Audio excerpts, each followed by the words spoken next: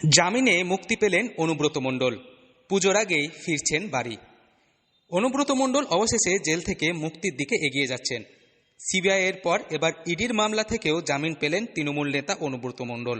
অনুব্রত কন্যা সুকন্যার পর এবার তিহার জেল থেকে মুক্তি পাবেন কেষ্টও। দিল্লির রাউস অ্যাভিনিউ কোর্টে এদিন তার জামিন মঞ্জুর হয়। এই জামিন মঞ্জুর হওয়ার পর তৃণমূল মহলে আশার প্রদীপ জ্বলে উঠেছে। সকলেই মনে করছেন হয়তো পুজোর আগেই বীরভূম ফিরতে পারেন অনুব্রত মণ্ডল। 10 লক্ষ টাকার বন্ডে অনুব্রত মণ্ডলের জামিন মঞ্জুর করা হয়েছে।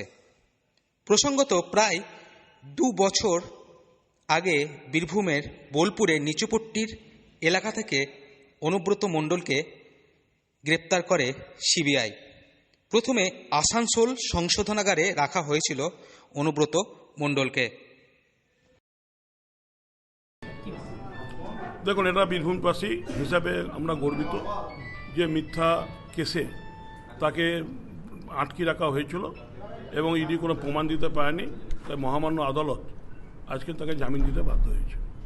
এবং বীরভূমবাসীর সঙ্গে সঙ্গে সারা বাংলা তৃণমূল কংগ্রেসের যারা সমর্থক বা কর্মী তারাও আনন্দিত যে তারা দীর্ঘদিন অনুব্রত মণ্ডলকে মেনেই সেই জেলাগুলো চলত, সেই জেলারও কর্মীরা আনন্দিত যে অনুব্রত মণ্ডল জামিন পেয়েছে এটা শুনে। পরবর্তীতে তৃণমূল নেতা অনুব্রত মণ্ডল তিহার জেলে নিয়ে যাওয়া হয়। সেই থেকে সেখানেই বন্দী তিনি। এই একই মামলায় অনুব্রত মণ্ডল ওরফে কেষ্টকে গ্রেফতার করেছে ইডি। গরু পাচার মামলায় আর্থিক তছরূপের অভিযোগে মামলা করেছিল ইডি। আর এরপর অনুব্রতকে গ্রেপ্তার করে কেন্দ্রীয় তদন্তকারী সংস্থা। সিবিআই মামলায় জামিন পেলেও ঝুলেছিল ইডির মামলা। একে একে সবাই জামিন পাবে, কারণ মিথ্যা অভিযোগ দিয়ে সাময়িক আটকানো যায়, বেশি দিন আটকে রাখা যায় না।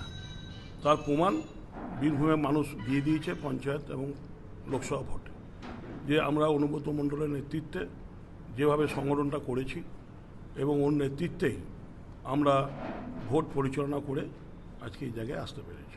অনুব্রত কি বীরভূমে ফিরবে? এবার এই দিন সেই মামলাতেও জামিন পেলেন অনুব্রত মণ্ডল। জানা যায় আজকে তিনি যে মামলায় জামিন পেয়েছেন এই মামলায় ছিল তার সবচেয়ে বড় মামলা। তাই এই মামলা থেকে জামিন পাওয়ার খুব শীঘ্রই তিহার থেকে মুক্তি পেতে চলেছেন অনুব্রত।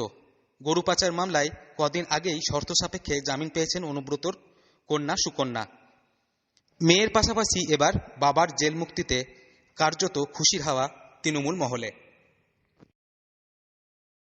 বীরভূম থেকে সৌভিক রায় রিপোর্ট, লোকাল 18 বাংলা।